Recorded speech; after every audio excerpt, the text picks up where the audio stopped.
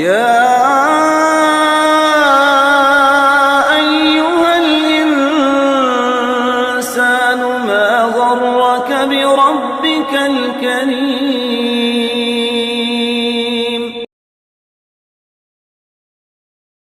السلام علیکم ورحمۃ اللہ وبرکاتہ.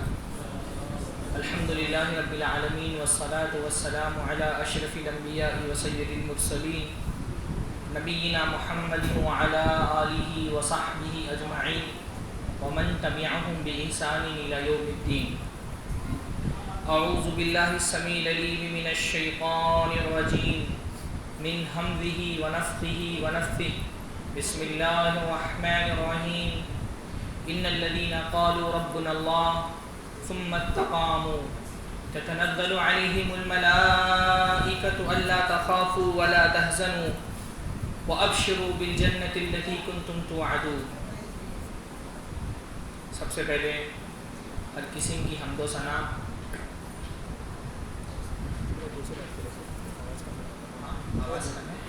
میں تیز بولوں ابھی بولوں گا ابھی تو شروعات ہوئی. سب سے پہلے ہر کسی کی حمد و ثنا عظمت اور بزرگی کبریائی اور بڑائی اللہ رب العزت کے لیے لائق اور زیبا ہے، جس نے ہم کو پیدا کیا، اس زمین پر بسایا. ہم کو اللہ رب العالمین نے اس زمین پر بسنے والی سب سے اعلیٰ، سب سے اشرف، سب سے منفرد اور یونیک مخلوق بنائے. اللہ تعالیٰ نے یہ زمین ہمارے لیے پیدا کی ہے، یہ آسمان ہمارے لیے پیدا کیا ہے. ہم وہ لوگ ہیں جن کے لیے یہ کائنات بنائی گئی ہے. اور اب اس پر غور کریں تو یہ بہت بڑی بات ہے. خلق لکم ما فی الارض جمیعا. اللہ تعالیٰ نے انسانوں کو خطاب کرتے ہوئے فرمایا کہ یہ زمین اور اس زمین پر جو کچھ بھی ہے وہ اللہ تعالیٰ نے تمہارے لیے بنایا ہے. تو اللہ تعالیٰ چاہتا تو ہم انسان کے علاوہ کوئی اور مخلوق بھی ہو سکتے تھے. اللہ کا بڑا فضل ہے کہ اللہ تعالیٰ نے انسان بنایا جو اس زمین پر اللہ رب العالمین نے اس کو خلیفہ کی حیثیت سے بھیجا ہے، اور یہ زمین ان کے اختیار میں اللہ تعالیٰ نے دی ہے. پھر انسانوں میں بھی اللہ تعالیٰ کا بہت بڑا فضل و احسان ہے کہ اللہ تعالیٰ نے ہم کو ایمان کی دولت سے سرفراز فرمایا ہے. الحمدللہ توحید کی نعمت سے سرفراز فرمایا ہے. اللہ تعالیٰ نے ہم کو ہدایت کے راستے پہ چلنا والا بنایا ہے. اللہ تعالیٰ اپنے بندوں پر جو جو نعمتیں نازل کرتا ہے، نعمتیں تو بے شمار گنی نہیں جا سکتی، ان ساری نعمتوں میں سب سے بڑی نعمت ہے ہدایت کی نعمت. اللہ تعالیٰ کے انسانات تو بے شمار ہیں. اللہ تعالیٰ نے فرمایا وَإِن تَعُدُّوا نِعْمَتَ اللَّهِ لَا تُحْصُوهَا. اللہ کی نعمتوں کو گننا چاہو تو گن نہیں سکتے، لیکن ان بے شمار نعمتوں میں اللہ تعالیٰ کی سب سے بڑی نعمت کیا ہے؟ ہدایت. اس لیے آپ دیکھتے ہیں کہ بندہ اللہ تعالیٰ سے سب سے زیادہ کیا طلب کرتا ہے؟ ہدایت. کہاں طلب کرتا ہے؟ ہاں کہاں طلب کرتا ہے؟ ہدایت کی دعا آپ مانتے ہیں کہ نہیں مانتے؟ کہاں مانتے ہیں؟ سورہ فاتحہ میں. سورہ فاتحہ اصلاً دعا ہے. سورہ فاتحہ اصلاً دعا ہے. سورہ فاتحہ کا مقصد کیا ہے؟ بندے کو اللہ تعالیٰ سے کچھ مانگنا ہے تو وہ مانگنے کے لیے اللہ تعالیٰ کے سامنے کھڑا ہوا ہے. بلکہ دعا میں سب سے پیاری دعا سورہ فاتحہ کو کہ ناموں میں سے ایک نام تعلیم المسئلہ بھی ہے، کہ سورہ فاتحہ سوال کرنے کی تعلیم دیتی ہے کیسے اللہ تعالیٰ سے مانگا جائے. بھئی کسی سے آپ کچھ مانگتے ہیں تو اس کو دیتے پھر مانگتے ہیں. تو بندہ اللہ تعالیٰ سے کچھ مانگنے کے لیے کھڑا ہوا ہے تو اللہ تعالیٰ سے مانگنے سے پہلے مانگنے کا ادب یہی کہ اللہ تعالیٰ کو کچھ دیا جائے. ہم تو بہت غریب، فقیر، محتاج، بے بس، لاچار، ہم اللہ تعالیٰ کو کیا دے سکتے ہیں؟ تو ہم اللہ تعالیٰ کو سب سے پہلے اس کی عظمتوں کا، اس کے صفات کا، اس کی کبریائی کا، اس کی بڑائی کا حوالہ دیتے ہیں. الحمدللہ رب العالمین. ساری تعریفیں اللہ کے لیے ہیں جو سارے جہانوں کا رب ہے. یہ بڑا ضروری ہے کہ آپ اس کو یاد رکھیں کہ سورہ فاتحہ دعا ہے. بہت سارے لوگ سورہ فاتحہ تلاوت کی طرح پڑھ جاتے ہیں، اور وہ جو دعا کے لیے ایک انابت اور خشیت، یعنی دعا کس کو کہتے ہیں؟ دعا کا مطلب مانگنا ہوتا ہے. لیکن اللہ تعالیٰ سے جب آپ دعا مانگتے ہیں تو وہ اس طرح سے نہیں ہوتا نا جس طرح آپ اپنے ابا سے پاکٹ منی مانگ لیتے ہیں یا جس طرح آپ کسی سے لفٹ مانگ لیتے ہیں. دعا میں ابتحال ہونا چاہیے، گر گرانا، گریہ زاری، بچھ جانا کسی کے سامنے، رو دینا کسی کے سامنے، وہ کیفیت سورہ فاتحہ پڑھتے ہوئے ہونی چاہیے. تو آپ کسی سے کچھ مانگنا ہوتا ہے تو آپ کیا کرتے ہیں؟ چاپلوسی کرتے ہیں. ہاں، چاپلوسی تو ہمارے زمانے کے بہت مشہور فن ہے. تو آپ کیا کرتے ہیں؟ پہلے اس کی خوب تعریفیں کرتے ہیں نا. تو اللہ تعالیٰ کی عبادت تو یہ کہ اللہ کی خوب تعریفیں کی جائیں. پہلے مانگنے سے پہلے خوب اللہ تعالیٰ کے ناموں کا، اس کی عظمتوں کا، اس کی بڑائی کا، اس کی کبریائی کا حوالہ اس کو دے رہے ہیں.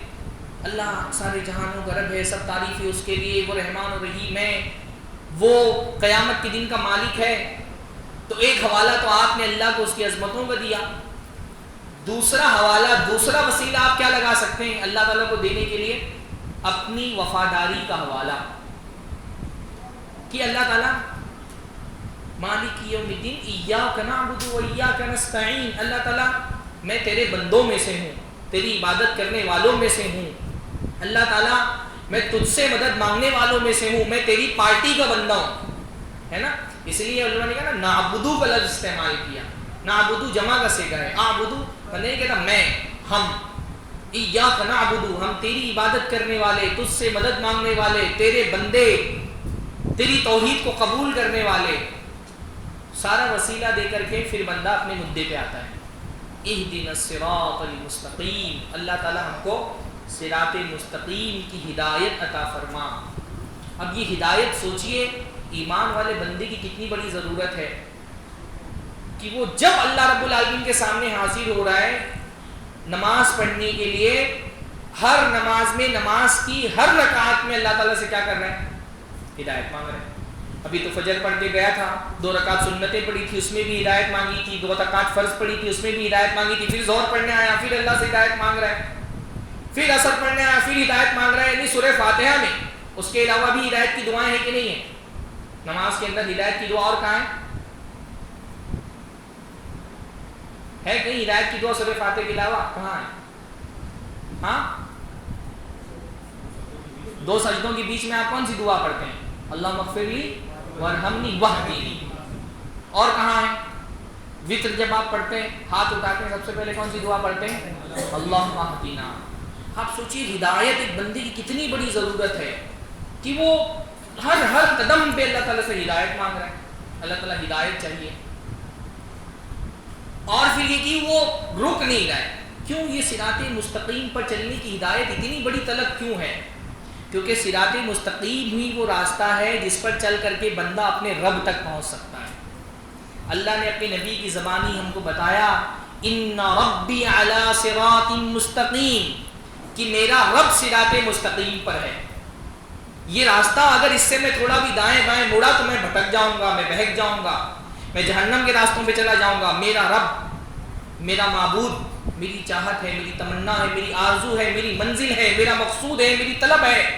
مجھ کو اپنے رب تک پہنچنا ہے، اور اس تک پہنچنے کے لیے ضروری ہے کہ اس راستے سے میں یہاں وہاں نہ جاؤں، سیدھا صراط مستقیم پر چلتا رہوں. یہی صراط مستقیم ہے، اور اس پر سیدھے چلتے رہنے کا نام استقامت ہے. میرا موضوع ہے استقامت کی دین میں کیا اہمیت ہے. استقامت، مستقیم، آپ میں سے جو عربی پڑھیں گے وہ جانتے ہوں گے کہ دونوں کا مادہ ایک ہے. اسی صراط مستقیم پر سیدھے چلتے چلے جانا ہے. شیطان بھی اسی صراط مستقیم پر بیٹھا ہوا ہے. شیطان بھی اسی صراط مستقیم پر بیٹھا ہوا ہے. اس نے اللہ تعالیٰ سے وعدہ کیا ہے قال فبما غويتني لأقعدن لهم على صراطك المستقیم. شیطان نے کہا کہ اللہ تعالیٰ تو نے مجھ کو گمراہ تو قرار دے دیا لیکن میں چپ نہیں بیٹھوں گا. لأقعدن لهم، میں تیرے بندوں کو بہکانے کے لیے بیٹھ جاؤں گا، آدم کی اولاد کو بہکانے کے لیے بیٹھ جاؤں گا. کہاں پر؟ صراطک المستقیم، تیرے صراط مستقیم پر. شیطان بھی یہیں بیٹھا ہوا ہے. ثم لآتین لهم، اس کے بعد میں تیرے بندوں کو بہکاؤں گا. من بین ایدیہم، ان کے سامنے سے آ کر کے بہکاؤں گا. ومن خلفہم، ان کے پیچھے سے آ کر کے بہکاؤں گا. وعن ایمانہم، کبھی ان کے دائیں سے آ کر بہکاؤں گا. وعن شمائلہم، کبھی بائیں سے آ کر کے بہکاؤں گا. ولا تجد اکثرہم شاکرین، اس نے اللہ سے وعدہ کیا ہے کہ تیرے بندوں کو میں اس راستے پر چلنے نہیں دوں گا، تو تیرے اکثر بندوں کو ناشکرہ کر کے چھوڑوں گا میں. اس نے اللہ تعالیٰ سے وعدہ کیا ہے اور وہ اپنے وعدے پر بہت کمیٹڈ ہے، اس کا کمٹمنٹ بہت خطرناک ہے. وہ کسی چھوٹی سی نیکی کے بارے میں بھی چانس نہیں لیتا کہ ابن آدم کو یہ کام کر لینے دو، چھوڑ دو. چھوٹی سی چھوٹی نیکی پر وہ بیٹھا ہوا ہے.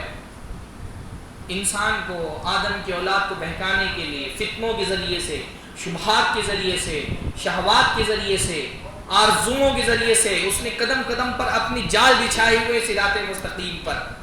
کبھی لالچ دے کر کے بندے کو ڈرانے کی کوشش کرتا ہے، کبھی نفس کی خواہشوں کا پھندا بنا کر کے اس کا پیر کھینچنے کی کوشش کرتا ہے، کبھی مال کا واسطہ دے کر کے، کبھی جان کا واسطہ دے کر کے، کبھی نفس کا واسطہ دے کر کے، کبھی کسی شبہ میں مبتلا کر کے وہ کوشش کر رہا ہے کہ آدم کی اولاد کو صراط مستقیم پر چلنے نہیں دینا ہے. اب بندہ ایک قدم بڑھاتا ہے، اللہ تعالیٰ سے نماز میں آ کے دعا کرتا ہے کہ اللہ تعالیٰ تیری فضل و توفیق سے ایک قدم صراط مستقیم پر بڑھایا ہے. اب اللہ تعالیٰ ہم کو شیطان کی گمراہیوں سے بچا کر کے رکھنا کہ دوسرا قدم بھی سلامتی کے ساتھ بڑھ جائے. یہ ہدایت، اس لیے ہدایت سے بڑی بندے کے لیے کوئی دعا نہیں، استقامت سے بڑا دین کے اندر کوئی حکم نہیں. اللہ تعالیٰ نے استقامت حکم اللہ کے نبی صلی اللہ علیہ وسلم کو دیا.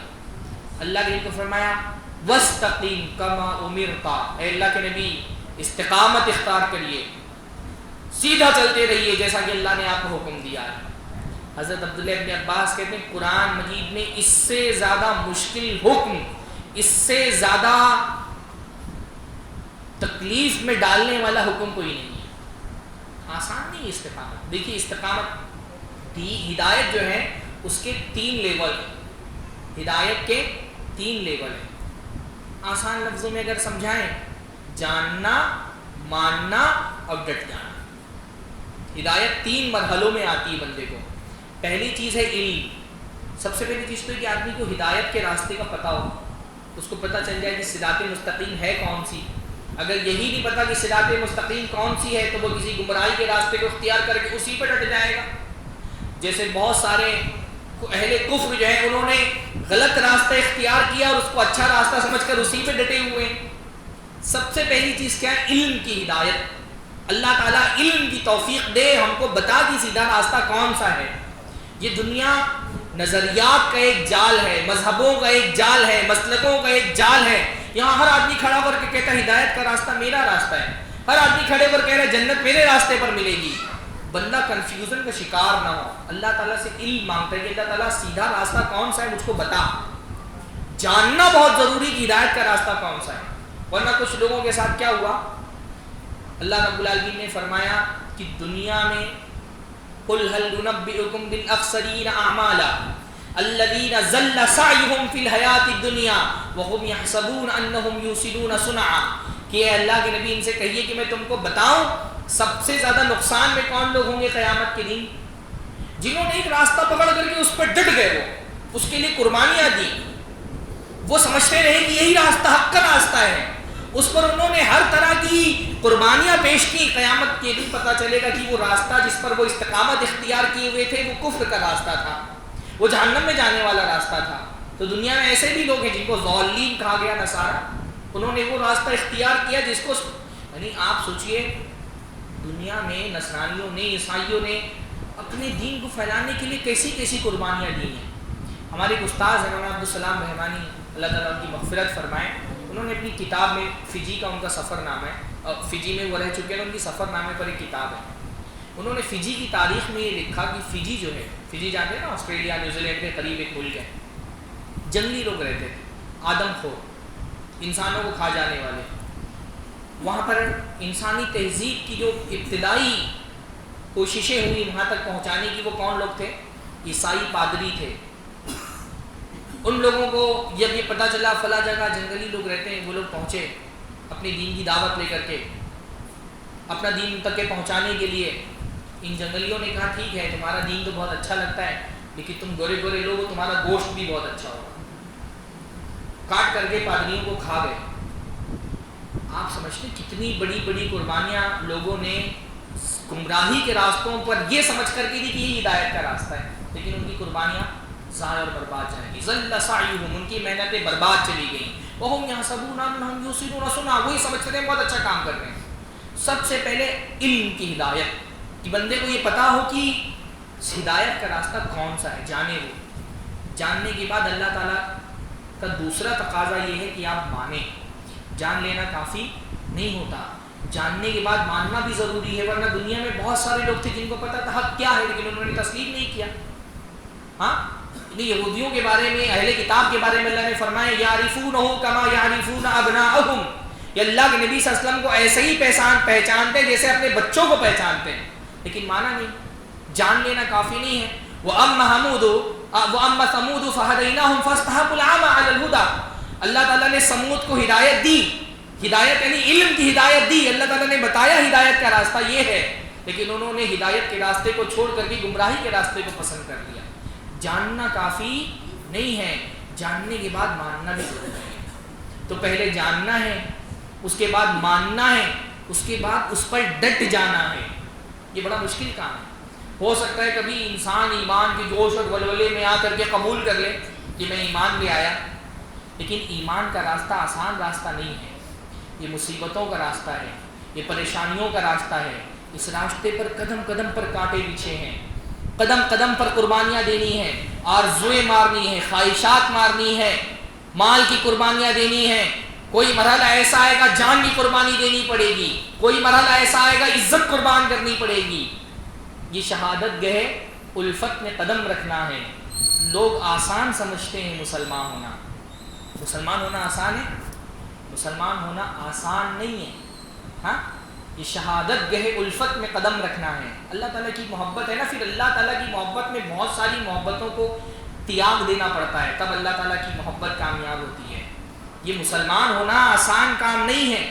یہ صرف اپنا نام عربی اور فارسی میں رکھ لینے سے بندہ مسلمان نہیں ہو جاتا ہے. اس کو قدم قدم پر اسلام کے نام پر قربانیاں دینی ہیں. جان کی قربانی، مال کی قربانی، عزتوں کی قربانی، اولاد کی قربانی، خواہشات کی قربانی.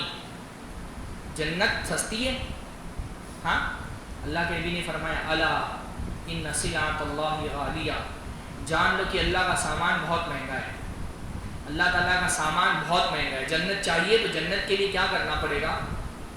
ان اللہ اشتری من المؤمنین انفسهم واموالهم بان لهم الجنہ. اپنی جان اپنا مال اللہ کو دے دو، پھر اللہ رب العالمین اس کے بدلے تم کو جنت دینے والے.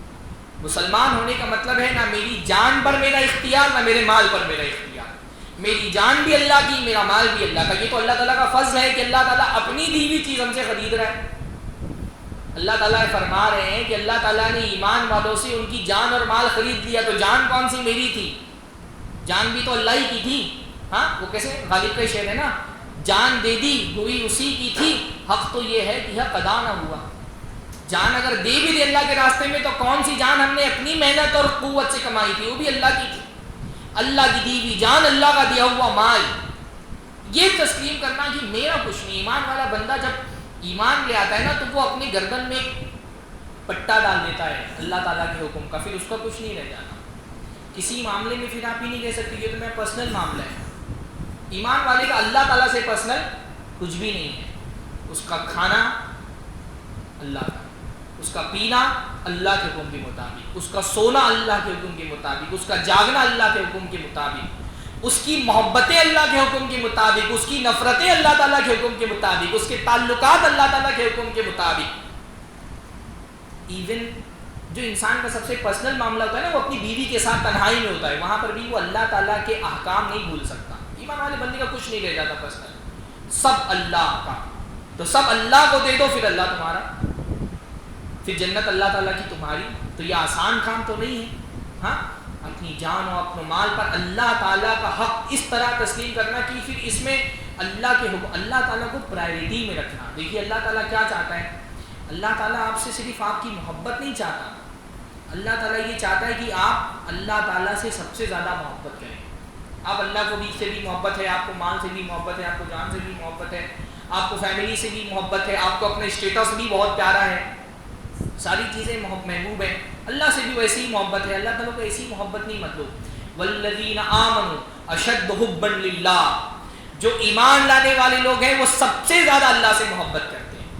اور یہ زبان سے کافی نہیں ہے بولنا، زبان سے تو کوئی نہیں بولے گا نا. زبان سے کوئی بولے گا میں اللہ تعالیٰ سے اپنی بیوی سے محبت کرتا ہوں؟ آپ میں سے کوئی بولے گا ایسا؟ کوئی زبان سے یہ بولے گا کہ میں اللہ تعالیٰ سے زیادہ مجھ کو اپنی کرسی پیاری ہے، اپنا اسٹیٹس پیارا ہے، اپنا کاروبار پیارا ہے، اپنا گھر پیارا ہے، اپنی نیند پیاری ہے؟ زبان سے تو کوئی نہیں بولے گا. زبان سے یہ بول دینا کہ میں اللہ سے محبت کرتا ہوں کافی نہیں ہوتا ہے، بندے کو ثبوت دینا پڑتا ہے اس محبت کا. اسی ثبوت دینے کا نام قربانی، اسی کا نام استقامت ہے کہ بندہ ایمان کے راستے پہ ڈٹ جائے اور جہاں کہیں اللہ تعالیٰ کی محبت سے کوئی چیز ٹکرائے اللہ کی محبت غالب آ جائے. یہ استقامت ہے. یہ کر کے دکھانا پڑتا ہے، زبان سے بولنا کافی نہیں ہے. نعرے لگانے والے تو بہت سارے لوگ ہیں.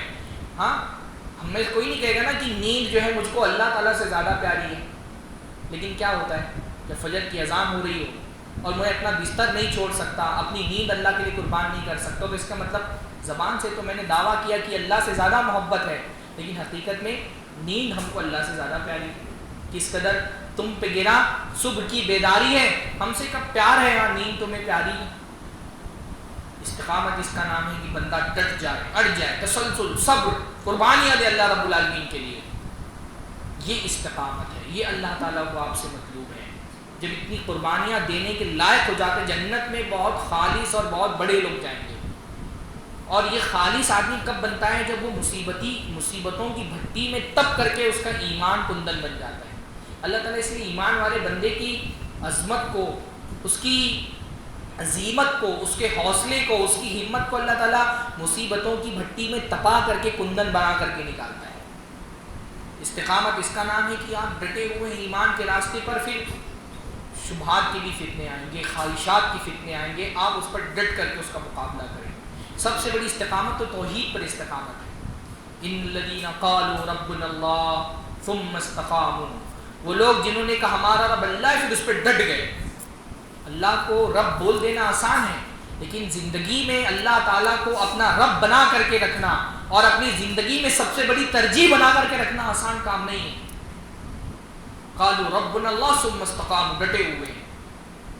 مصیبتیں آ رہی ہیں، اللہ تعالیٰ کو رب ماننے پر ڈٹے ہوئے ہیں. پریشانیاں آ رہی ہیں، ڈٹے ہوئے ہیں. فتنے آ رہے ہیں شبہات کے، ڈٹے ہوئے ہیں. توحید سے نہیں ہٹ رہے، ایمان سے نہیں ہٹ رہے. استقامت ایمان پر بھی ہے، استقامت عمل پر بھی ہے نا. ایمان پر بھی استقامت ہے اور عمل کی استقامت کیا ہے کہ اللہ تعالیٰ نے جو واجبات ہم پر کیے ہیں ہم ڈٹے رہے، اس کو نہیں چھوڑیں. نمازیں پڑھ رہے ہیں، نماز پڑھنا آسان کام نہیں ہے. نماز پڑھنا، نماز کو قائم کرنا آسان کام نہیں، بڑی مشکلیں آتی ہیں، بہت ساری پریشانیاں آتی ہیں. استقامت کا تقاضا یہ کہ آدمی سے نماز نہیں چھوٹ رہی، ڈٹا ہوا ہے، نمازیں نہیں چھوڑ رہا ہوا، نیند قربان کر رہا ہے، ٹھنڈی میں گرم بستر قربان کر رہا ہے، کاروباری مصروفیات قربان کر رہا ہے، دوستوں کی مجلس قربان کر رہا ہے. بڑا مشکل ہوتا ہے نا، دوست بیٹھ کر کے بات کر رہے ہوں اور بڑی خوبصورت سی مجلس جمی ہوئی ہو تو دیندار سے دیندار آدمی سوچتا ہے کہ چلو کوئی مسئلہ نہیں، ظہر کی نماز اثر میں پڑھ لیں گے. استقامت یہ کہ بندہ نیکیوں پر ڈٹا ہوا ہے.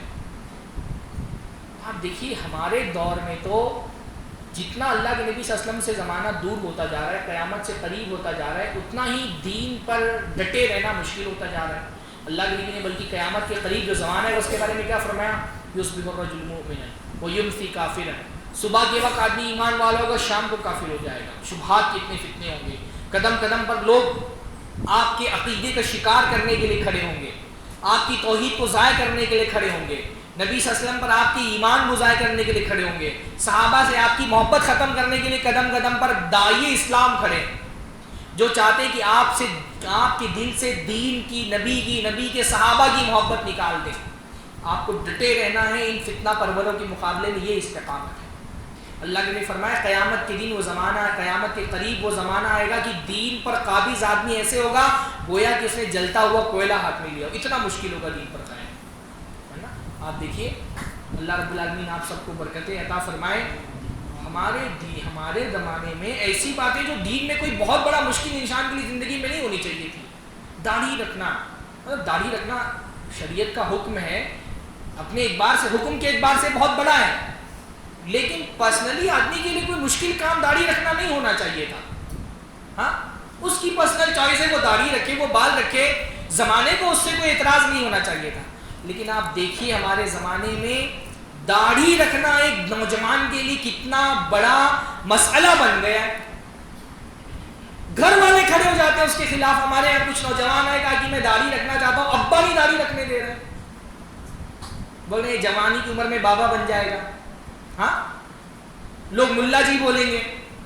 میں ایسے نوجوانوں کو بہت اپریشیٹ کرتا ہوں, بلکہ میں بڑا ان کو عظیم سمجھتا ہوں. دیکھیے ہم لوگ تو مولوی تھے, ہمارے لیے داڑھی رکھنا کوئی اتنا بڑا, کاٹنا ہوتا تو شاید مشکل ہوتا کہ لوگ ملامت کرتے کہ مولویوں کی داڑھی کاٹتا ہے. میرے لیے داڑھی رکھنا کوئی مشکل کام نہیں تھا, میرے لیے تو آسانیاں ہی تھی داڑھی رکھنا, مجھے کوئی ملامت کرنے والا نہیں تھا. پر ایسے نوجوانوں کو میں دیکھتا ہوں جن کے گھر والے داڑھی رکھنے کے مخالف, کسی کمپنی میں جاب کر رہے داڑھی رکھنے کی مخالف, اللہ کا بندہ جاب چھوڑ دو رہا ہے لیکن داڑھی چھوڑنے پر تیار نہیں. یہ استقامت ہے. داڑھی نہیں چھوڑیں گے, جاب چھوٹ جائے تو چھوٹ جائے, یہ استقامت ہے. گھر والے مخالف لیکن بندہ گھر والوں کی مخالفت. بعض شوہروں کی بیویاں مخالف. بعض ہمارے احباب ایسے ہیں کہ ذرا سا دین کی طرف راغب ہوئے تو گھر میں کیونکہ ماحول دینداری کا نہیں تھا تو بندے نے داڑھی رکھنا چاہیے تو سب سے پہلی مخالفت بیوی کی طرف سے ہو رہی ہے. بلکہ میں ایسے بھی نوجوانوں کو جانتا ہوں جن کی بیچاروں کی شادیاں نہیں ہو رہی تھیں. اب تو الحمدللہ ایسی بڑی تعداد میں خواتین ہیں الحمدللہ جو یہ شرط رکھتی ہیں کہ داڑھی رکھیں گے تو شادی کریں گے, ورنہ یعنی جو بے دینی کا ایک دور ایسا بھی گزرا ہے اور میں نے دیکھا, اور ایک طبقے میں ابھی بھی ہے جو ایلیٹ طبقہ ہے مسلمانوں کا, اس میں یہ ابھی بھی پرابلم ہے کہ داڑھی رکھا ہوا ہے تو لڑکی نہیں مل رہی اچھی. کوئی رشتہ آ رہا ہے تو لڑکی کی پہلی شرط یہ ہے کہ داڑھی والے سے نہیں کرنی ہے شادی. میں اس کو کئی مرتبہ بول چکا ہوں کہ یہ جو ہمارے یہاں آج لڑکیاں الحاد کے راستے پر چل رہی ہیں نا, آج جو خبریں آ رہی ہیں کہ فلاں لڑکی کافر ہو گئی, فلاں لڑکی کسی کافر کے ساتھ بات کر کے نکاح کر لیا, اس کا آغاز اسی نقطے سے ہوا تھا کہ داڑھی والا آدمی نہیں چاہیے, داڑھی والا شوہر نہیں چاہیے. کل جو داڑھی سے نفرت کر رہی تھی آج وہ دین سے نفرت کر رہی ہے. لیکن میں نے ایسے لڑکوں کو دیکھا کہ ڈٹ گئے, رشتہ نہیں ہو رہا لیکن داڑھی نہیں چھوڑ. تو آپ سوچئے یعنی اللہ کے نبی نے جو فرمایا نا کہ قیامت کے قریب ایک دور ایسا آئے گا کہ دین پر عمل کرنا ایسا ہوگا کہ جیسے آدمی نے انگارے ہاتھ میں لیے ہوئے ہوں. وہ دور ہم دیکھیں. داڑھی رکھنا, میں نہیں کہہ رہا کہ داڑھی کی کوئی کم اہمیت ہے, میں کہہ رہا ہوں داڑھی رکھنا کوئی بہت بڑا مسئلہ نہیں ہونا چاہیے تھا, لیکن کتنا بڑا مسئلہ ہے. خواتین کے لیے پردہ کرنا کوئی بہت بڑا مسئلہ نہیں ہونا چاہیے, اس کے لباس اس کی چوائس. لیکن آپ دیکھیے ایک مخصوص معاشرے میں عورت کے لیے پردہ کرنا کتنی ہمت اور حوصلہ اس کے لیے درکار ہوتا ہے. گھر کی عورتیں مخالفت کرتی ہیں, اماں مخالفت کر رہی ہیں پردہ کرنے میں, اماں مخالفت کر رہی ہیں, لڑکی کانوینٹ اسکول میں نہیں پڑھنا چاہ رہی ہے, مخلوط تعلیم میں نہیں پڑھنا چاہ رہی ہے, کوئی ایجوکیشن میں نہیں پڑھنا چاہ رہی ہے. والدہ ہی سب سے پہلے مخالف ہیں, والد مخالف ہیں. بڑی عظیم عورت ہے, بڑی عظیم لڑکی ہے جو گھر والوں کی مخالفت پر آمادہ ہو جائے, راضی ہو جائے, لیکن اللہ تعالیٰ کی مخالفت کو قبول نہ کرے, گھر والوں کی مخالفت قبول کرے. ہاں پردہ کرنا چاہ رہی ہے. میں نے بعض لوگوں کو بعض لڑکیوں کو دیکھا وہ کزن سے پردہ کرنا چاہتی ہیں. گھر کے لوگ میں نہیں, آسان نہیں ہوتا یہ. ہمارے معاشرے میں کزن سے پردہ کرنا آسان نہیں, جبھی نہیں کیا, بچپن سے نہیں کیا, اچانک لڑکی دیندار میں وہ پردہ کرنا چاہ رہی ہے. چار طرف کے لوگ چار طرح کی باتیں کرتے ہیں. آدمی دیندار بننا چاہتا ہے نا تو اس کی دینداری کو اس کے لیے تانا بنا دیتے ہیں لوگ. بڑی ہے دیندار, بہت نہیں, بہت دیکھا نقاب والوں کو, ہم کو پتہ ہے نقاب والیاں کیسی ہوتی ہیں. میں نے مزاج دیکھا ہے لوگوں کا کہ کوئی بندہ داڑھی رکھنا چاہیے, جو نہیں رکھا داڑھی نا, اس کا پرابلم یہ ہوتا ہے کہ وہ داڑھی رکھنے والے کو ڈیگریڈ کرنا چاہتا ہے. ارے وہ داڑھی رکھا ہے, باقی ہم جانتے ہیں اندر سے کیا کیا ہے. یعنی داڑھی والوں کی برائی کر کے کسی داڑھی والے, بھائی داڑھی کوئی ایسی چیز نہیں ہے کہ آدمی نے داڑھی رکھ لی تو فرشتہ ہو گیا. نقاب ایسی چیز ہے کہ کسی نے نقاب پہن لیا تو پھر وہ فرشتہ ہی ہو جائے گی, کوئی اس سے گناہ سرزد نہیں ہوگا. داڑھی والے سے بھی گناہ ہوتے ہیں, نقاب والوں سے بھی گناہ ہوتے ہیں. لیکن جو داڑھی نہیں رکھتے, جو نقاب نہیں پہنتی ہیں, ان کا پہلا کام یہ ہوتا ہے کہ وہ ڈھونڈ ڈھونڈ کر کے داڑھی والوں کا بیان کریں اپنے عمل کو جسٹیفائی کرنے کے لیے. تو وہ لڑکیاں, ان کا بڑا, مجھ کو لگتا ہے اللہ کا بڑا عظیم, ان کو دیکھ کر کے جو ہے ایسے معاملات سن کر کے تو مجھے بڑا ان پہ رشک آتا ہے. نہیں, بعض مرتبہ داڑھی رکھنا, پردہ کرنا عورت کے لیے جہاد جیسا معاملہ ہو جاتا ہے. شادی ہو گئی ہے, سسرال پہنچی ہے, دیور کے سامنے نہیں آنا چاہتی, سانس الگ پریشانی. بعض بے غیرت مرد جو ہیں وہ عورت پر دباؤ ڈالتے ہیں کہ تم میرے بھائی سے پردہ مت کرو. سانسیں دباؤ ڈالتی ہیں کہ تم میرے بیٹے کے سامنے, کیا مطلب میرا بیٹا کیا کوئی برا ہے, اس کی نظریہ کا کوئی خراب ہے کہ تم اس کے سامنے نہیں جاؤ گی. یہ اس طرح سے بے پردگی کو جسٹیفائی کیا جاتا ہے. تو اس وقت ایمان والا بندہ ڈر گیا کہ مجھے اس راستے سے نہیں ہٹنا ہے. داڑھی ہے بلکہ یعنی بہت ساری نیکیاں ہیں. 2 مثالیں میں نے بطور مثال آپ کو دی. حلال کھانے پر استقامت اختیار کرنا آسان کام ہے آج کے زمانے میں. ایک ایک قدم پر آدمی کو لگتا ہے یہاں پہ اس کاروبار میں بہت اپارچونیٹی ہے, اس کاروبار میں بہت اسکوپ ہے, لیکن ایمان والا بندہ اپنی آرزوؤں کو یہ سوچ کے سمیٹ لیتا ہے کہ حلال نہیں, حرام نہیں. یہ استقامت ہے, آدمی حلال کھانے پر استقامت کرے. بہت ساری استقامت کی مثالیں, میں بہت تفصیل میں نہیں جا سکتا. نوافل پر استقامت, مستحبات پر استقامت, علم کے راستے میں استقامت, یہ بھی استقامت ہے. علم حاصل کرنا آسان کام نہیں ہے, بڑی محنت, بڑی کوشش, آدمی کو اپنا خون خشک کرنا پڑتا ہے. بڑے علماء کو آپ دیکھیں بعض مرتبہ علم کے راستے پہ چلتے ہوئے ان کی صحت خراب ہو جاتی ہے. میں اپنے دوستوں میں سے بعض لوگوں کو جانتا ہوں, رات میں پڑھنے بیٹھتے ہیں تو صبح کو اٹھتے ہیں. ان کی طبیعت کی ناسازگی کی وجہ یہ ہے کہ وہ صبح شام پڑھتے رہتے ہیں, آنکھیں خراب ہو گئی, محنت کرنی پڑتی ہے. علم کا راستہ آسان راستہ نہیں, بڑی مشکلوں کا راستہ ہے. طالب علم جب علم کے راستے پر چلنا شروع کرتا ہے بڑی مشکلیں اس کو پیش آتی ہیں.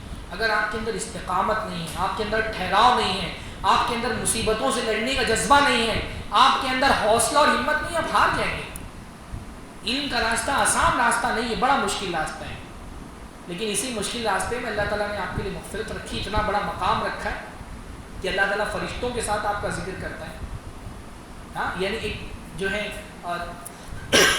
غالباً تابعین میں سے کوئی محدث ہے, ان کے بارے میں ایک واقعہ نقل کیا جاتا ہے کہ وہ جب علم کے راستے پر انہوں نے چلنا شروع کیا بڑی مشکلیں پیش آئیں ان کو, پریشانی بھی. یعنی علم کا راستہ بہت کچھ قربانیاں مانگتا ہے, دنیا کی قربانی مانگتا ہے, ہاں, خواہشات کی قربانی مانگتا ہے. اور ہمارے زمانے کے علماء دین کو آپ دیکھ لیں, ہمارے زمانے کے علماء دین, ہمارے زمانے کے ائمہ کرام, مدرسوں میں پڑھانے والے مدرسین, ان کو آپ دیکھ لیں, ان کے سامنے بھی دنیا کی رنگینیاں تھیں نا. یہ بھی دنیا کما سکتے تھے آپ لوگوں کی طرح. یہ مسجدوں میں ٹکے ہوئے ہیں, کتنی مسجدوں کا حالت ہے کہ ٹرسٹیوں کی زبان تک صحیح نہیں, سہ رہے اپنے بچوں کو, بال بچوں کو چھوڑ کر کے مسجد میں لگے ہوئے ہیں.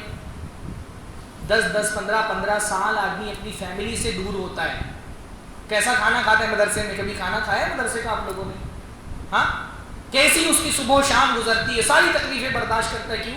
اللہ کے دین کے علم کے لیے. اور پھر جو ایک ذہنی دباؤ علم کا, چیزوں کو یاد کرنے کا, چیزوں کو یاد رکھنے کا, وہ اپنی جگہ پر ہے, اس کا آپ اندازہ نہیں لگا سکتے.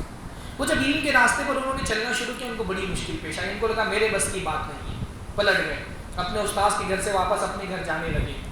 راستے میں دیکھا کہ ایک جگہ پتھر ہے اور اس پتھر میں چھید ہو گیا ہے اور اوپر سے ایک ایک بوند پانی ٹپک رہا ہے.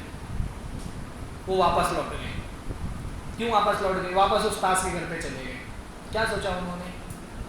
انہوں نے یہ سوچا کہ پتھر بڑی سخت چیز ہے نا, اور پانی جو بوند, ایک بوند پانی گرتے اس کی کیا طاقت ہوتی ہے, لیکن بوند بوند پانی جب گرتا رہا تو وہ بوند بھر پانی کی طاقت جب مسلسل ہوئی تو اس پتھر کے اندر بھی چھید ہو گیا. تو انہوں نے کہا گرچہ مجھ کو یہ لگتا ہے کہ علم کا راستہ بہت مشکل ہے, لیکن میں اپنی کوشش تھوڑی کر کے کنٹینیو کرتا رہوں گا تو میں انشاءاللہ علم کے راستے کو پار کر سکتا ہوں. پھر انہوں نے محنت کی اور پھر وہ اپنے زمانے کے عظیم محدث قرار پائے. تو علم کے راستے میں بھی استقامت درکار ہوتی ہے, معاملات کے راستے میں استقامت درکار ہوتی ہے, لوگوں سے تعلقات بنائے رکھنے میں استقامت درکار ہوتی ہے. آسان کام ہے رشتے نبھانا, آسان کام ہے تعلقات نبھانا, آسان کام نہیں. اللہ کے نبی نے فرمایا اس لیے کہ ایک بندہ اگر معاشرے میں رہتا ہے تو معاشرے کے لوگوں کی اذیتیں بھی آتی ہیں, اس کو سہنا پڑتا ہے. اللہ نے فرمایا وہ مومن جو لوگوں کے درمیان رہے, ان کی اذیتوں کو سہ کر کے استقامت صبر کرے, وہ اس سے بہتر ہے جو لوگوں سے الگ ہو جاتے ہیں. تعلقات نبھانے میں بھی استقامت ہوتی ہے, حوصلہ چاہیے ہوتا ہے. دوستی نبھانے کے لیے, رشتہ داریاں نبھانے کے لیے, رشتہ داری نبھانا بہت نیکی کا کام ہے. اللہ کے نبی نے ایمان کے بعد سب سے بڑا ثواب کا کام قرار دیا صلہ رحمی. یہ صلہ رحمی صبر چاہتی ہے, استقامت چاہتی ہے. تو استقامت کے بہت سارے پہلو ہیں. ہم میں سے ہر آدمی کی زندگی میں ہر مرحلے پر اللہ تعالیٰ کو ایسے لوگ نہیں چاہیے جو جوش میں آ کر کے ایک مرتبہ بڑا کوئی کام کرنے سوچ لیں اور اس کے بعد جب مصیبتیں آئیں سامنے تو ہمت ہار کر کے بیٹھ جائیں. ایسا جوش اللہ تعالیٰ کو نہیں درکار ہے. اللہ تعالیٰ کو کمٹمنٹ چاہیے آپ سے. کمٹمنٹ کیجیے اللہ تعالیٰ سے توحید کے راستے پر, عمل کے راستے پر. ایون نوافل اگر آپ پڑھتے اس پہ بھی استقامت درکار ہے. اللہ کے نبی صلی اللہ علیہ وسلم نے فرمایا کہ الاحب الاعمال ادومها وان قل. اللہ کے نبی نے فرمایا اللہ کو محبوب عمل کون سے ہیں؟ جن پر بندہ ہمیشگی برتے, مداومت برتے, کنٹینیو کرے, وان قل, تھوڑے ہی کیوں نہ ہو. نوافل میں بھی استقامت چاہیے. تو یہ استقامت ہے. اور اس استقامت کا مقام کیا ہے؟ اللہ رب العالمین قرآن مجید میں فرما رہے ہیں ان الذین قالوا ربنا اللہ ثم استقاموا. جن لوگوں نے کہا ہمارا رب اللہ ہے پھر اس پہ ڈٹ گئے, مصیبتیں اور پریشانیاں آئیں ان کو جھیلا, برداشت کیا, زندگی میں اللہ تعالیٰ کو اپنا رب مان کر کے اللہ پر پرائرٹی کسی کو نہیں دی. جب ان کی موت کا وقت آتا ہے تتنزل علیہم الملائکہ, موت کا لفظ حدیث کے قرآن کی آیت میں نہیں, مفسرین نے شرح میں لکھا ہے, تفسیر میں, ان پر فرشتے نازل ہوتے ہیں. کب نازل ہوتے ہیں؟ جب ان کی موت کا وقت ہوتا ہے. کیسا عالم تھا وہ, ہمیں شاید کسی کے ساتھ پیش آنے والا ہے نا. موت کا وقت ہے, اعزاء اقارب ارد گرد جمع ہیں, اور موت کا وقت ایمان والے بندے کے لیے بہت بڑے ٹینشن والا وقت ہونا چاہیے, کیونکہ وہ تو پوری زندگی اسی فکر میں گزارتا ہے کہ اس زندگی کے بعد جو زندگی شروع ہونے والی وہاں پتہ نہیں میرا کیا معاملہ ہوگا. سب سے بڑی فکر دنیا میں اس کو یہی ہوتی ہے نا کہ موت کے بعد کی جو زندگی ہے اس میں میرا کیا حشر ہونے والا ہے. جب ان کی موت کا وقت ہوتا ہے فرشتے ان پر نازل ہو رہے ہوتے ہیں, خوشبودار فرشتے, اور وہ بشارت دے رہے ہوتے ہیں اللہ تخافوا ولا تحزنوا, خوف نہ کھاؤ, غم نہ کرو. خوف کا تعلق مستقبل سے ہے اور غم کا تعلق ماضی سے. اللہ تعالیٰ فرما رہا ہے کہ ایسے وقت میں جب جاکنی کا عالم ہے فرشتے نازل ہو کے کہہ رہے ہیں ٹینشن مت لو, تم کو آگے ڈرنے کی کوئی ضرورت نہیں ہے. اللہ تعالیٰ ہم کو بھی ان نیک بندوں میں سے فرمائے. کیا حالت, آدمی موت کے دروازے پہ کھڑا ہے, برزخ کے دروازے پہ کھڑا ہے, اور فرشتے اس کے استقبال کے لیے کھڑے ہوئے ہیں.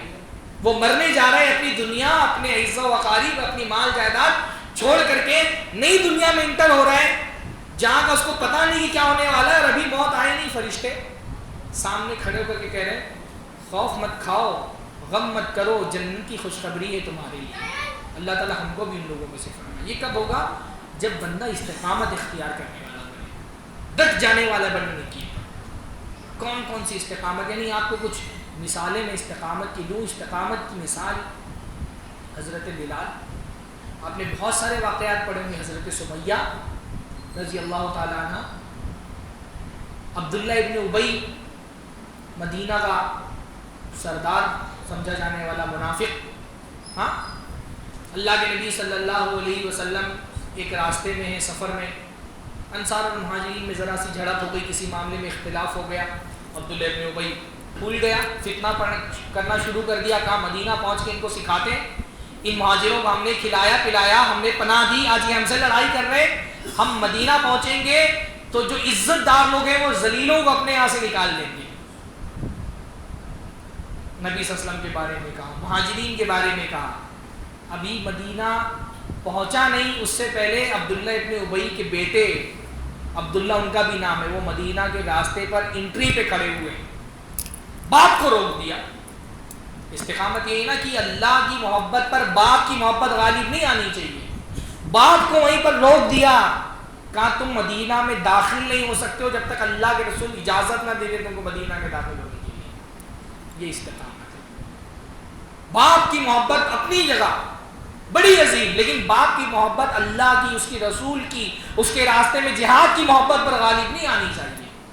کہا مدینہ میں تم کو داخل نہیں ہونے دیں گے جب تک اللہ کے رسول اجازت نہ دے. میرے باپ کو اپنی جگہ پر, اور کہا تم جب تک مان نہ لو کہ تم ذلیل ہو, اللہ کے رسول عزیز ہیں, اللہ کے رسول پیارے ہیں, تم ذلیل ہو, تب تک ہم تم کو اندر داخل نہیں ہونے دیں گے مدینہ کے. یہ استقامت ہے. حضرت عبد الرحمن ابن ابی بکر نے ایک مرتبہ حضرت ابو بکر سے کہا کہ جب غزوہ بدر تھی آپ میری تلوار کے نشانے پر تھے, چاہتا تو آپ کا سر آپ کی گردن سے جدا کر دیتا, آپ باپ تھے, آپ پر ذرا رحم آ گیا, چھوڑ دیا آپ کو. حضرت ابوبکر نے کہا اگر تم میری تلوار کے نشانے پہ ہوتے میں نہیں چھوڑتا. یہ استقامت ہے. اللہ کی محبت پر کوئی محبت غالب نہ ہے, نہ باپ کی نہ بیٹی.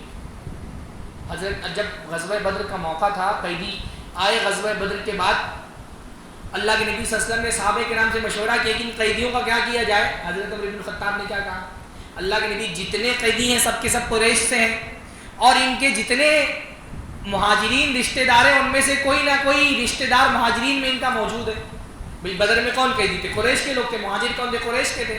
کہا اللہ کے نبی ہر قیدی کا کوئی نہ کوئی رشتہ دار مہاجرین میں موجود ہے. اللہ کے نبی ہر قیدی کو اس کے مہاجر رشتہ دار کے سپرد کیا جائے, ہر مہاجر اپنے رشتہ دار قیدی کو قتل کرے. یہ صحابہ کرام کا معاملہ تھا نا. اشداء علی الکفار رحماء بینہم, کفار پر سخت, آپس میں ایک دوسرے پر نرم. ان کے لیے سب سے بڑا رشتہ ایمان کا رشتہ تھا. اللہ کی محبت کسی کی محبت پر غالب نہیں آنے پائے. دین کے لیے جان کی قربانی دینی ہو, مال کی قربانی دینی ہو. حضرت سمیہ رضی اللہ تعالیٰ عنہ, یہ استقامت ہے, ڈٹی ہوئی ایمان کے راستے پر. اپنا بچہ, ماں کیسا تڑپتی ہوگی, اپنے بچے کو مار کھاتا, اپنے بچے کو کوڑے کھاتا ہوا دیکھ کر کیسا ان کا دل محسوس ہوتا ہوا. اپنا شوہر بندھا ہوا ہے, خود بندھی ہوئی ہے رسیوں سے. ابو جہل نے کپڑے تک کے اتار دیے ان کے, برہنہ کر دیا ہے, بوڑھی عورت ہے. کیا کرنا تھا ان کو؟ زبان سے ایک مرتبہ صرف اللہ کے رسول صلی اللہ علیہ وسلم پر اتارے ہوئے دین کا انکار تو کرنا تھا نا, اور کیا کرنا تھا؟ نجات مل جاتی, چھوٹ جاتے آسانی سے. لیکن رسول اللہ پر اتارے ہوئے دین کا انکار کرنا قبول نہیں کیا. ابو جہل نے شرمگاہ پر نیزہ مارا, جسم 2 حصوں میں تقسیم ہو گیا, جان چلی جائے, قبول کر لیا. اللہ رب العالمین کا دین ہاتھوں سے جائے, یہ قبول نہیں کیا. اس کو استقامت کہتے ہیں. یہ استقامت دین میں مطلوب ہے. یہ وہ لوگ ہیں جن کی موت پر فرشتے نازل ہو کر کے ان کو جنت کی بشارتیں دے رہے ہوتے ہیں. اللہ تعالیٰ ہم کو بھی ایمان کا وہ لیول عطا فرمائے. ہاں, یہ استقامت اللہ تعالیٰ کو مطلوب ہے. کتنی مثالیں, یعنی مثالیں دینے پر آؤں تو میں بہت زیادہ ہو جائے گا. دیکھیے استقامت کے اس راستے پر 2 بڑے بڑے یعنی رکاوٹیں, 2 بہت ساری ہیں. ساری رکاوٹوں کو اگر جمع کیا جائے تو 2 طرح کی رکاوٹیں. ایک رکاوٹ ہے شبہات کی رکاوٹ, اور ایک رکاوٹ ہے شہوات کی رکاوٹ. 2 طرح کی رکاوٹوں کا سامنا بندے کو ہوتا ہے. صراط مستقیم پر پہلا مسئلہ ہوتا ہے شبہات کا. الگ الگ نظریے کے لوگ آپ کے پاس آئیں گے. کوئی ناستک آئے گا, وہ آپ کو دلیل دے گا کہ کائنات اپنے آپ وجود میں آ گئی. کوئی مشرک آئے گا, وہ شرک کی دلیلیں آپ کے لیے لے کر کے آئے گا. کوئی منکر حدیث آئے گا, وہ حدیثوں کے انکار کے فتنے لے کر کے آئے گا. کوئی صحابہ پر گالیاں دینے والا آئے گا, وہ حضرت امیر معاویہ اور دوسرے صحابہ کی مذمت میں آپ کو حدیثیں لا کر کے پیش کرنے کی کوشش کرے گا تاکہ صحابہ کی محبت آپ کے دل سے نکال دے. شبہات کا فتنہ, یہ سب سے بڑا فتنہ ہے. ایمان والے بندے کو اس سے بچنا ہے, اور اس سے بچنے کے لیے آپ کو کیا کرنا ہے؟ محنت کرنی ہے.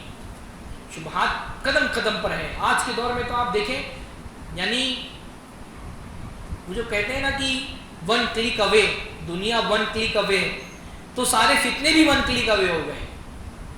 آدمی کسی عالم دین کا درس سن رہا ہے یوٹیوب پر, نیچے ریکمنڈیشن آ جائے گا. اب شیطان بس یہ چاہتا ہے کہ آپ کا ماؤس یہاں سے یہاں تک پہنچ جائے, اور پھر پتہ چلا کہ ماؤس یہاں پہنچا, پھر ایک سلسلہ شروع ہوا, اور 1 ہفتے بعد بندے سے مل رہے تو اس کا مزاج ہی بدلا ہوا ہے کچھ. ہاں, شبہات کا فتنہ, اس سے بچنے کے لیے محنت کرنی پڑے گی. شبہات کے فتنے سے بچنے کے لیے کس چیز میں محنت کرنی ہے؟ علم میں محنت. شبہات کا مقابلہ آپ کیسے کرتے ہیں؟ علم سے کرتے ہیں. اور علم کون سا؟ وہ جو آپ مستند ترین اہل علم سے حاصل کرتے ہیں. ہمارے یہاں ہمارے نوجوانوں کا سب سے بڑا مسئلہ تو یہی ہے. علم 2 بڑے مسئلے ہیں. ایک مسئلہ تو یہ کہ ہمارے یہاں علم حاصل کرنے میں بھی ایک تصور آ گیا نفس کی راحت کا. علم حاصل کرنے والے علم کا وہ طریقہ پسند کرتے ہیں جس میں ان کے لیے انٹرٹینمنٹ بھی ہو. بیشتر ہماری جماعت کا مسئلہ بتا رہا ہوں میں, اور دوسری جماعت کے لوگوں کی بات نہیں کر رہا. ہمارے یہاں نوجوان, بزرگان دین, خواتین, ان کا یہ بہت بڑا پرابلم ہے کہ وہ علم کے نام پر تفریح چاہتے ہیں. اس لیے ہمارے یہاں ایسے خطیبوں کا ریٹ بھی بہت زیادہ ہے اور ریٹنگ بھی بہت زیادہ ہے جو تقریر کے ساتھ ساتھ آپ کو انٹرٹین بھی کر سکیں، آپ کو لطیفے سنا سکیں، ہاں، یہاں وہاں کی کہانیاں سنا دیں، یہاں وہاں کی حکایتیں سنا دیں، اپنے مناظروں کی داستان سنا دیں، آپ ہنسیں. یعنی علم کے راستے میں آپ کو تفریح چاہیے. علم وہ چیز نہیں ہے. علم آپ انٹرٹینمنٹ کے راستے سے حاصل نہیں کر سکتے. یہ بہکاوا ہے شیطان کا کہ آپ دینی مجلسیں سمجھ کر کے، میں بعض مقررین کو یہ جانتا ہوں کہ ان کی تقریروں کی کلپ سنے تو سمجھ میں نہیں آتا کہ تقریر کر رہی ہے اسٹینڈ اپ کامیڈی چل رہی ہے. غلط بول رہا ہوں؟ میں بعض مرتبہ یوٹیوب پر میں نے دیکھا فنی کلپ، فلاں مقرر کی فنی کلپ، یعنی آپ کے لیے علم فن بن کر کے رہ گیا. تفریح، اگر تفریح حاصل کرنے کا مقصد ہے تو علم نہیں حاصل کر سکتے. اہل علم تو سنجیدہ ہوتے، اہل علم تو باوقار ہوتے، اہل علم کے وزندار ہوتے ہیں. ان کی شخصیت، وہ کہانی، قصے، لطیفے، کہیں کوئی بات، ایک کہیں پہلو کوئی مذاق کا نکل گیا بات کرتے ہوئے، وہ الگ بات ہے. لیکن یہ کہ کسی کی شناخت، میں یہ کیوں کہہ رہا ہوں، میں میرا تجربہ یہ بتا رہا ہوں کہ بعض مرتبہ لوگ تقریر کے بعد اس طرح کا کمنٹ پاس کرتے ہیں، مولانا آج مزہ نہیں آیا، ہاں مولانا آج مزہ آ گیا. علم مزہ حاصل کرنے کی چیز ہے. ہاں، علم تو ذہن و دماغ کو جلانے کی چیز ہے. علم تو جسم کا خون خشک کرنے کی چیز ہے. آپ تفریح حاصل کر کے علم حاصل کرنا چاہتے ہیں تو علم نہیں حاصل کر سکیں گے. مستند علماء کو پکڑیے، مستند علماء کی صحبت میں رہیے. اگر آپ چاہتے ہیں کہ شیطان کی جو شبہات کی فتنے ان سے اپنے آپ کو بچا سکیں، اہل علم کی ملازمت اختیار کیجیے. یہ نہیں کہ تقریر کی سن لیا، اہل علم سے اپنے آپ کو جوڑ کر کے رکھیے. فتنوں کے دور میں سلف کہا کرتے تھے نا، فتنہ چلا جاتا ہے تو اس کو ہر عامی اور عالم پہچان لیتا ہے. چلا گیا تو سب کو پتہ چل گیا. لیکن فتنہ جب سر اٹھا رہا ہوتا ہے اس کو پہچاننے والے صرف علماء ہوتے ہیں. اپنے عقیدے، اپنے منہج، اپنے دین کی حفاظت کے لیے کہ مستقل علماء کے رابطے میں رہیے، ان سے ملتے رہیے، ان سے دین کا علم حاصل کریے. یہ دوسرا مسئلہ علم کے راستے میں ہے جو استقامت کے راستے سے بندے کو ہٹانے والا ہے، وہ یہ کہ ہم اہل علم کی درست معرفت حاصل کرنا بہت ضروری ہے. آپ سب ماشاءاللہ طلبہ علم ہی ہیں. علم کا آغاز کس سے ہوتا ہے کہ آپ یہ سمجھیں کہ کون لوگ ہیں جن سے علم حاصل کیا جائے. ہاں، ہمارے یہاں تو یہ ہوتا ہے کہ کوئی ٹائی وائی پہن کر کے اور ٹی شرٹ وغیرہ پہن کر کے اور پھر وہ ممبر پہ کھڑا ہو جائے اور ہاتھ میں قرآن لے کر کے تقریر کرے. عوام کا پرابلم یہ ہے کہ عوام ہر ممبر پر چڑھنے والے کو عالم سمجھ لیتی ہے. ہر ممبر پر چڑھنے والا عالم نہیں ہوتا، ہر تقریر کرنے والا عالم نہیں ہوتا، ہر مسئلے بتانے والا عالم نہیں ہوتا. عالم کی شان بہت عظیم ہوتی ہے. عالم وہ ہوتا ہے جس کو پورے اہل علم کی جماعت ریکگنائز کرے کہ یہ عالم ہے. ہم یہ بس یوٹیوب پر گئے، ان کا ریکمنڈیشن آ گیا، ان کی ویڈیو زیادہ ہے، ان کے فالوور زیادہ ہیں، ان کی ویڈیو پر لائک زیادہ ملتا ہے تو اس کو عالم سمجھ کر کے اس کو ہی فالو کرنا شروع کر دیا. ہاں، یہ مت دیکھیے کہ کس کے فالوور زیادہ ہیں. وہ ضمیر بھائی بولتے ہیں نا، شیخ ابو زید ضمیر، یہ مت دیکھو فالوور کس کے زیادہ ہے، یہ دیکھو کہ جس کو تم فالو کر رہے ہو کس کو فالو کر رہا ہے، وہ دیکھیے. یہ جو جاہل دعات، اللہ کے نبی صلی اللہ علیہ وسلم نے قیامت کے قریب جاہل دعات کی فتنوں سے آگاہ کیا امت کو. اللہ کے نبی صلی اللہ علیہ وسلم نے بتایا قیامت سے قریب کیا ہوگا. دعات علی ابواب جہنم، جہنم کے دروازے پر کھڑے ہو کر کے جہنم کی طرف بلانے والے لوگ ہوں گے. یتکلم فیہ رویبضہ، رویبضہ بات کریں گے اس کے اندر. اللہ کے نبی سے پوچھا گیا رویبضہ کون ہے، تو اللہ کے نبی نے بتایا چھوٹی عقل والے لوگ جو بڑے بڑے مسائل پہ گفتگو کریں گے. سیاست، جہاد، لڑائی، جنگ، شام، امریکہ، ایران. ہمارا نوجوان بہت جلدی ان لوگوں کی طرف راغب ہو جاتا ہے. نہیں، اہل علم کی ملازمت اختیار کیجیے. اللہ کے نبی صلی اللہ علیہ وسلم نے فرمایا علماء اٹھا لیے جائیں گے، جاہلوں کو لوگ اپنا سردار بنا لیں گے. ہم اس دور میں یہ دیکھ رہے ہیں، بڑا اسٹیج ہونا، بڑا یوٹیوب چینل ہونا، زیادہ لائک ملنا، یہ معیار بن گیا علم ہونے کا. نہیں. ہاں، ایک بڑی خوبصورت سی بات عربی شعر میں کہی ہے، اور کسی شاعر نے، میں اس شعر مجھے نہیں یاد آ رہا ہے، اس میں کہا کہ کسی عالم کے لیے شہرت نہ ہونا، چھپا رہنا، یہ کوئی عار کی بات نہیں. اگر کوئی عالم ہے اس کی شہرت نہیں ہے، اس کے بہت فالوور نہیں ہیں، اس کے جلسے میں زیادہ لوگ نہیں جاتے ہیں، یہ اس کے لیے عار کی بات نہیں ہے کہ وہ چھپا ہوا ہے، لوگ اس کی عظمتوں کو نہیں جانتے، کیونکہ دیکھو لیلۃ القدر سب سے عظیم ترین رات ہے، لیکن وہ بھی چھپی ہوئی ہے، کوئی نہیں جانتا، لیکن وہ بھی چھپی ہوئی ہے۔ تو چھپا رہ جانا، کسی کا مشہور ہو جانا اس کے بڑے عالم ہونے کی دلیل نہیں ہے، اور کسی کو شہرت نہ ملنا اس بات کی دلیل نہیں کہ وہ مستند نہیں ہے۔ یہ بہت بڑا ہمارے دور کا مسئلہ ہے کہ ہم یہ نہیں جانتے کہ علم کن سے حاصل کرنا ہے، اور اگر یہ ہم کو نہیں پتا ہو تو پھر قدم قدم پر شیطان کے شبہات ہیں۔ یہ ایسا دور ہے جس میں فتنے بھی گلوبلائز ہو چکے ہیں، ہر چیز گلوبلائزیشن ہو چکی ہے نا، آپ کے گھر تک پہنچ جاتی ہے ہر چیز، فتنہ بھی گلوبلائز ہو گئے۔ پہلے یہ ہوتا تھا کہ کوئی فتنہ پاکستان میں کسی گاؤں میں پھیلا، وہیں تک محدود رہ گیا اور کوئی نہیں جان پایا۔ آج کہیں امریکہ میں، برطانیہ میں، پاکستان کی کسی چھوٹے سے گھر میں کیمرے کے سامنے بیٹھ کر کے ایک آدمی تقریر کر رہا ہے، اور یا چیتا کیمرے سن رہا ہے ایک آدمی۔ فتنے گلوبلائز ہو گئے ہیں، اور اس گلوبلائزیشن کے زمانے میں آپ کو بہت ضروری ہے کہ آپ اپنے عقیدے اور منہج کے بارے میں فکر مند ہوں۔ تو یہ کہ شبہات کا فتنہ، پھر شہوات کا فتنہ، خواہشات کا فتنہ، آرزوؤں کا فتنہ۔ بعض مرتبہ آدمی شبہے کا شکار نہیں ہوتا، لیکن وہ اپنی نفس پہ کنٹرول نہیں کر پاتا اور کسی گناہ کا شکار ہو جاتا ہے، محبتوں میں چیزوں کی وہ گناہ کا شکار ہو جاتا ہے۔ تو شہوتوں کو اور نفس کو کنٹرول کر کے رکھنا بھی بہت ضروری ہے۔ اللہ کے نبی صلی اللہ علیہ وسلم نے فرمایا نا کہ دل جو ہے جیسے پتیلا ہوتا ہے، پتیلے میں کوئی چیز چڑھی ہو اور ابل رہی ہو، فوراً کیسے چینج ہوتی ہے، اللہ نے فرمایا کہ دل اس سے زیادہ تیزی سے تبدیل ہوتے ہیں۔ اللہ کے نے فرمایا دل بندوں کے دل اللہ تعالیٰ کی 2 انگلیوں کے درمیان ہے۔ میں انگلی بول رہا ہوں تو یہ سمجھیے کہ میں تشبیہ کر رہا ہوں، اللہ تعالیٰ کی انگلیاں ہیں، کیسی ہیں اللہ تعالیٰ بہتر جانتا ہے۔ ہم انگلی کے معنی کا اثبات کرتے ہیں، اس کی کیفیت کی نفی کرتے ہیں۔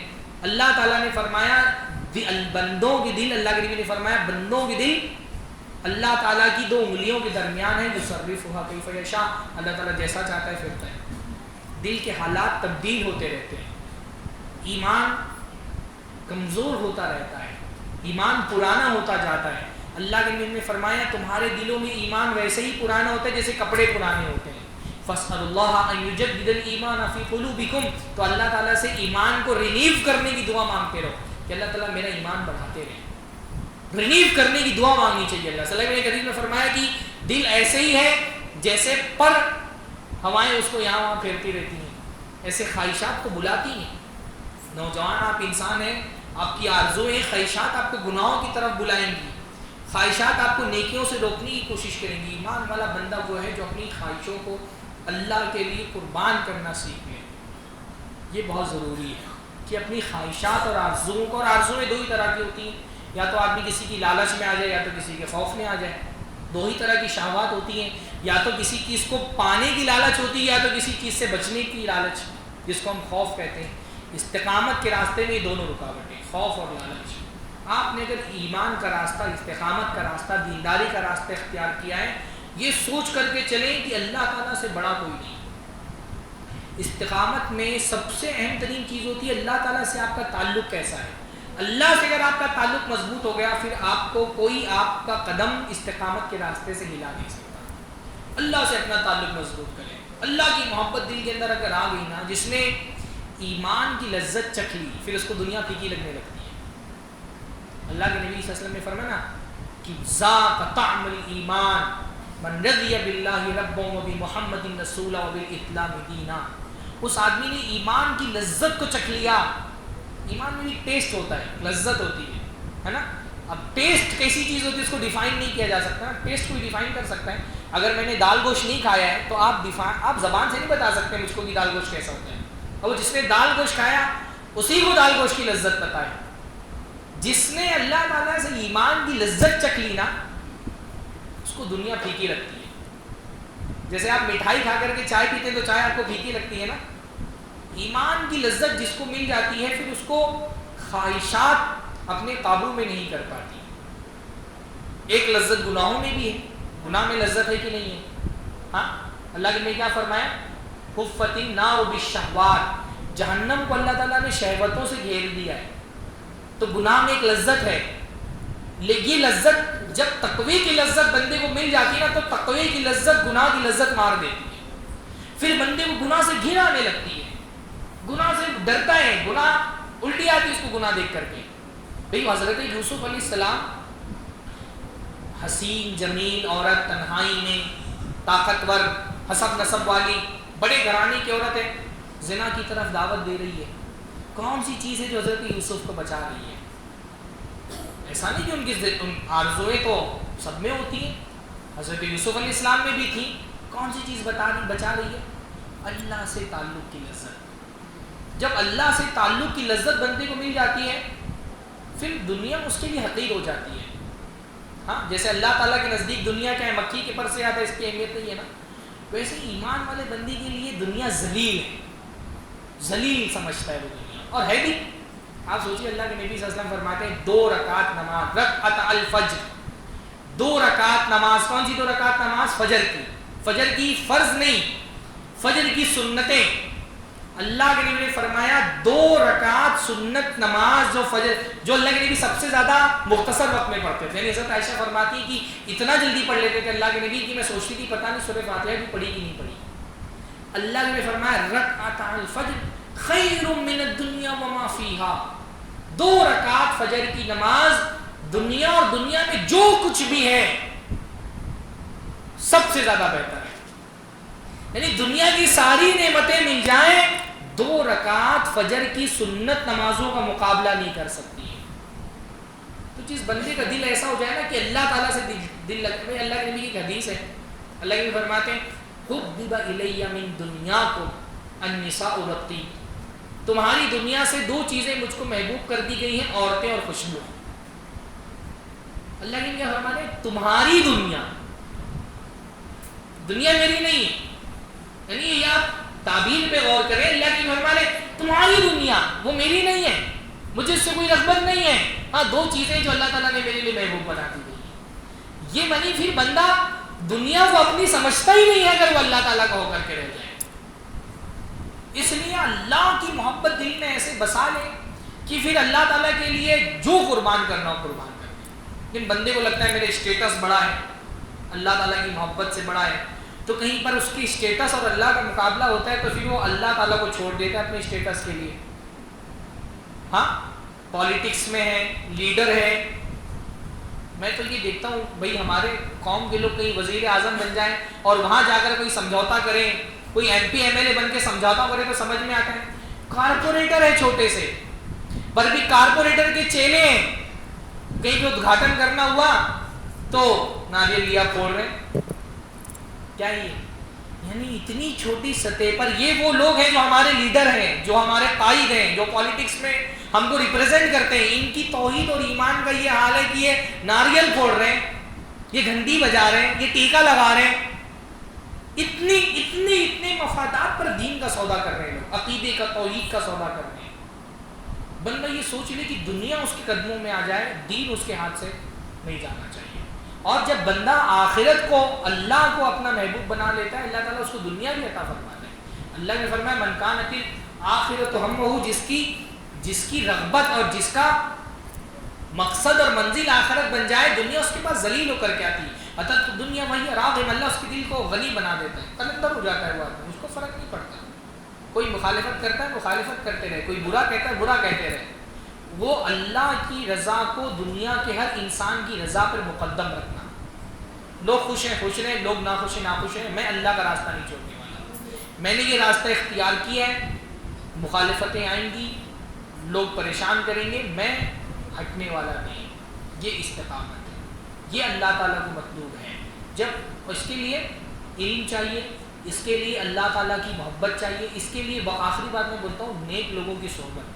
یعنی خاص طور پہ آپ لوگ نوجوان ہیں، اس لیے میں آپ کو کہہ رہا ہوں کہ استقامت کے راستے سے بھٹکانے والے سب سے زیادہ کیا ہوتی ہیں؟ بری مجلسیں، برے لوگوں کی مجلس. ایک آدمی دین کے راستے پر ہوتا ہے لیکن اس کا اٹھنا بیٹھنا اچھے لوگوں کے ساتھ نہیں ہوتا ہے، تو وہ بہت مرتبہ ایسا ہوتا ہے کہ وہ لوگوں کی رعایت میں گناہ کر لیتا ہے. گناہ میں اس کی رغبت نہیں ہوتی، لیکن دوست کر رہے ہیں، فلم دیکھنے جا رہے ہیں تو ان کے ساتھ نکل گئے فلم دیکھنے کے لیے. دوست بیٹھے ہوئے کوئی نماز پڑھنے کے لیے نہیں جا رہا ہے تو مجلس قائم رہے تو وہ اس نے بھی نماز دوستوں کے ساتھ کر دی. اپنی مجلسوں کو مبارک بنائیں، ایسے لوگوں کے ساتھ بیٹھیں جن کے ساتھ بیٹھ کر کے اللہ یاد آتا ہے. اگر کوئی آپ کا دوست ایسا ہے نا جو آپ کو اللہ یاد دلاتا ہے، جو اللہ رب العالمین کی یاد آپ کے دلوں میں دلاتا ہے، آپ سمجھیے کہ وہ اللہ تعالیٰ کی طرف سے ایک نعمت ہے جو اللہ تعالیٰ نے آپ کو دی۔ ایسے دوستوں کو پکڑ کر کے رکھیے، ایسے حلقے بنائیے، اور بجائے کہ خود گنہگاروں کی مجلسیں میں جائیے، دوسرے لوگوں کو اپنی مجلسوں میں شریک کر کے ان کے ایمان میں اضافے کا باعث بنیے۔ یعنی ہم یہ دیکھتے ہیں کہ ایک بندہ دیندار ہے لیکن دوسرے لوگوں کو دین کی طرف دعوت دیتے ہوئے اس کو یہ خوف ہوتا ہے کہ ارے اس کو نماز کے لیے بلاؤں گا تو برا مان جائے گا، تو اٹھ کے چلا جاتا ہے، لیکن اپنے دوست کو نماز کے لیے نہیں بلاتا کہ یہ تو نہیں پڑھتا ہے تو بلاؤں گا تو برا مان جائے گا، کیا اس کی زبان وہ نہیں بلاتا۔ جبکہ ہم یہ دیکھ رہے ہیں دیندار آدمی شرماتا ہے دین کی طرف بلاتے، بے دین آدمی گناہ کی طرف بلاتے ہوئے نہیں شرماتا۔ بے دین دوست ہے وہ گناہ کی طرف بلائے گا وہ اس سے نہیں شرمائے گا، وہ آپ کی نماز چھڑوا دے گا، اس کو پریشانی نہیں ہوتی، اور دیندار آدمی شرماتا ہے۔ آپ اپنے دوستوں کا حلقہ بنائیں تو دوسروں پر اثر انداز ہوں آپ، نہ یہ کہ دوسروں کا اثر خود قبول کرنا۔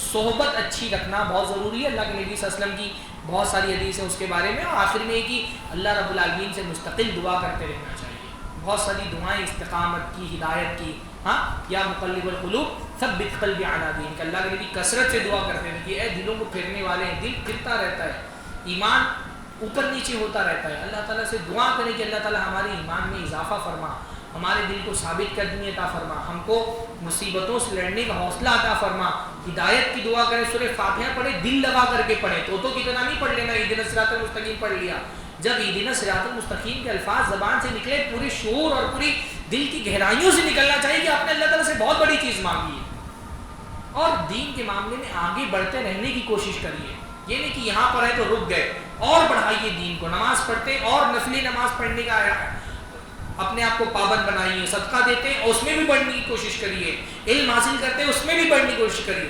آپ آگے نہیں بڑھیں گے تو شیطان پیچھے ڈھکیں گے، دو میں سے ایک بات ہوگی۔ تو آپ محاسبہ کریے اپنا کہ ہم کتنا دین کے میدان میں آگے بڑھ رہے ہیں، کتنا علم میں آگے بڑھ رہے ہیں، کتنا عبادتوں میں آگے بڑھ رہے ہیں، صدقے میں کتنا آگے بڑھ رہے ہیں۔ کاروبار میں آدمی آگے بڑھنا چاہتا ہے نا، حساب کرتا رہتا ہے کہ میں آگے بڑھوں، جیسے دنیا دار آدمی کاروبار میں آگے بڑھنے کے لیے پریشان رہتا ہے، ویسے دیندار آدمی کو پریشان رہنا چاہیے کہ میں دین میں کتنا آگے ہو گیا۔ ٹھنڈی کا زمانہ ہے، کیا میں نفلی روزے نہیں رکھ سکتا تھا؟ کیوں نہیں رکھ رہا؟ ٹھنڈی کا وقت ہے، فجر لیٹ ہو رہی ہے، کیا 4 ہی رکعت میں تہجد نہیں پڑھ سکتا تھا؟ کیوں نہیں پڑھ رہا؟ صبح شام کے اذکار پڑھنے میں 10-10 منٹ نہیں لگتے ہوں گے، میں نہیں، کیوں نہیں پڑھتا ہوں میں؟ آپ یہ دیکھیے کہ دین کی بہت ساری چیزیں اور فائدے کی چیزیں چھوٹ رہی ہیں جو آپ آسانی سے کر سکتے تھے۔ اپنے دین کو آگے بڑھانے کی کوشش کریے ورنہ شیطان آپ کو پیچھے کر دے گا۔ بہرحال اللہ تعالیٰ سے دعا ہے کہ اللہ تعالیٰ ہم سب کو دین کا صحیح فہم عطا فرمائے۔ میرا وقت ختم ہوا، اللہ تعالیٰ ہم سب کو دین پر ثابت کرنے کی توفیق نصیب فرمائے۔ اللہ تعالیٰ جب تک زندہ رکھے ایمان و اسلام پر زندہ رکھے، خاتمہ ہو تو زبان سے نکلنے والا کلمہ شہادت کا کلمہ ہو۔ اقول قولی ھذا واستغفر اللہ لی ولکم ولسائر المسلمین واستغفروہ انہ غفور رحیم، وآخر دعوانا